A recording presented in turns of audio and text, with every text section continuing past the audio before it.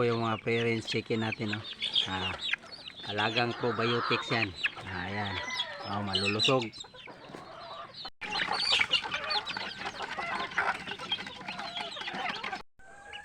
Magandang araw mga pre, no?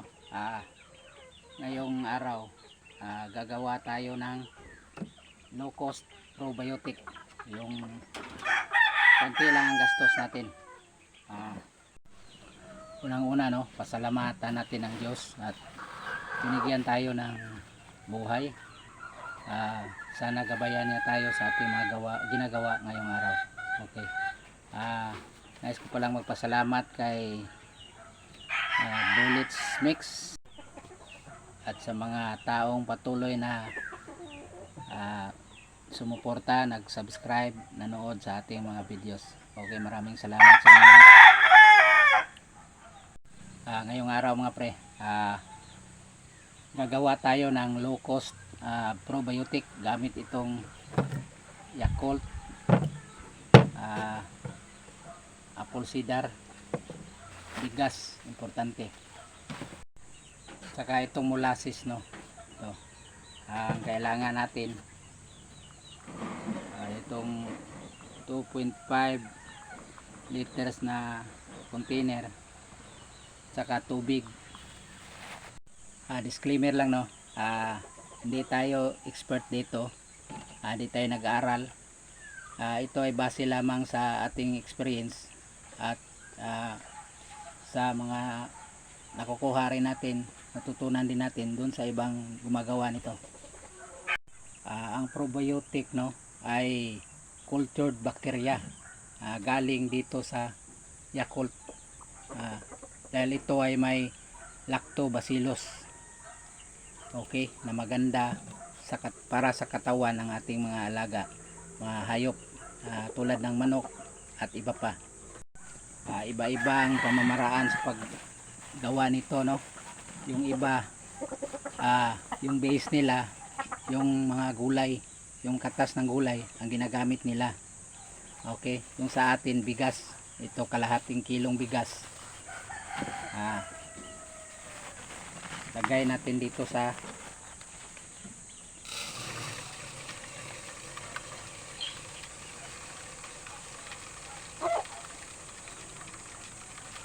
galon na may tubig.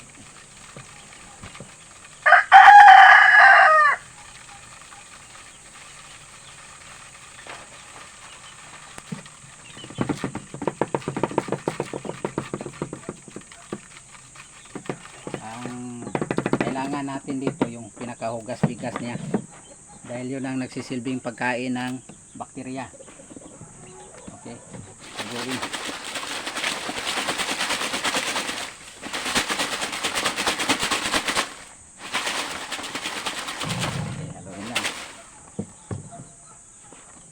Saka yung kailangan pala nito, yung tubig na walang halong chlorine, dahil namamatay yung bakterya. Okay, dagdagan natin ng tubig.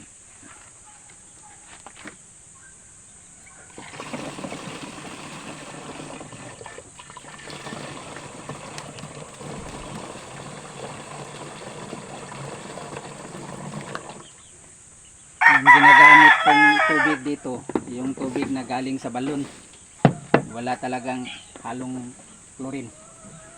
Okay, magalugin lang.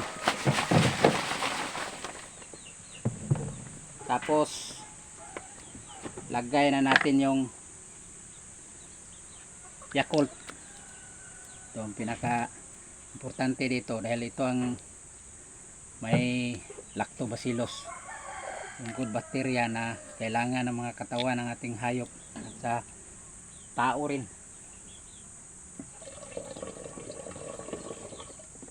Lagay 3. Yung iba nilalagyan ng, may nakita ako sa YouTube, nilagyan ng Vitamin Pro. Hindi tayo gumagamit nun, baka makasira man dun sa mga bakterya, dahil hindi natin alam kung anong mga chemical ang ginagamit nun, kaya hindi tayo gumagamit nun, no? Dito na lang tayo kahit kuan pa, sigurado lang na mabubuhay yung mga bakterya. Tapos ito, isang baso lang nito ang kailangan. Molasses. Ito ay homemade din na molasses. Gawa rin natin ito. Mag-video din tayo ng kung paano gagawin ito. Molasses, isang baso lang.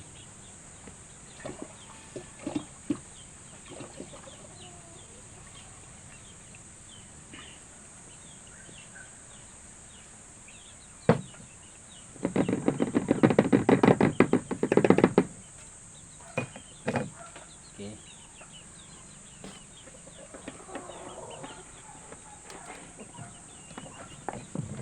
Lagyan ulit mo. Lang.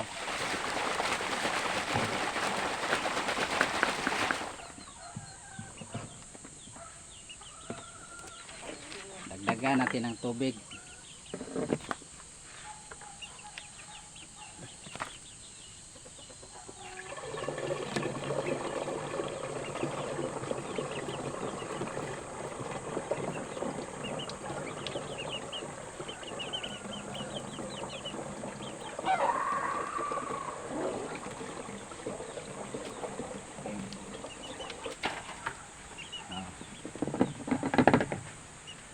Last na ihalo natin itong apple cider. Pang ano ito? Parang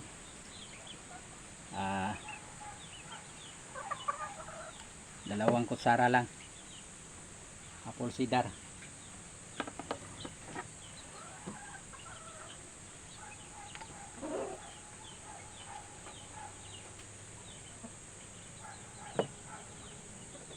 Ito yung pinaka preservative niya para hindi masira, no?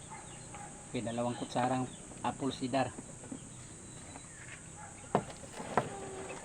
Yung tubig natin hanggang 2 galon na lang to. Estimate lang 2 galon. Hindi na natin pinuno. Okay. Lagyan ulit.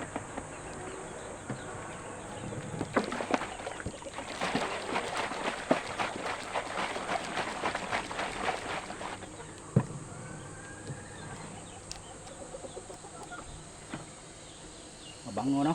Mabango.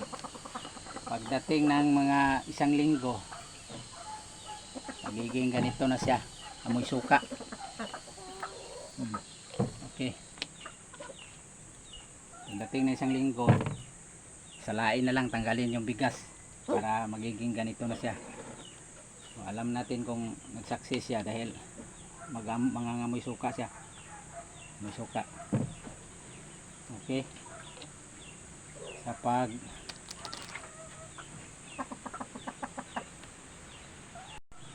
pag-keep pala nito, yung pagtago mo nito, huwag masyadong sarado. Yung takip na ito, nakapatong lang. Tapos ilagay mo dun sa malilim na lugar, o ilalim ng lababo o ilalim ng kama.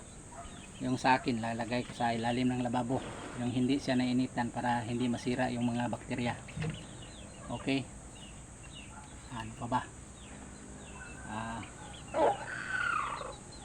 Sa paggamit pala nito, pagkatapos ng 1 linggo, pwede na siya. Pwede na siyang gamitin, no? Saka yung lifespan niya, pwede kahit isang taon di siya masisira. Ang gagawin lang, yung sa akin, 1 puno nito, hinahalo ko sa 1 galong tubig, tapos pinapainom ko dun sa mga manok. Okay. Para hindi madaling magkasakit yung mga manok natin, saka mabilis silang matunawan, matakaw sa pagkain. Yung mga katawan nila malusog, malalaki, mabigat. Okay. Sana nakatulong itong video na ito para sa pag-aalaga natin ng ating mga manok. Happy farming, at sana mag-subscribe, manood kayo sa aking video. Malaking tulong na yun sa akin. Maraming salamat.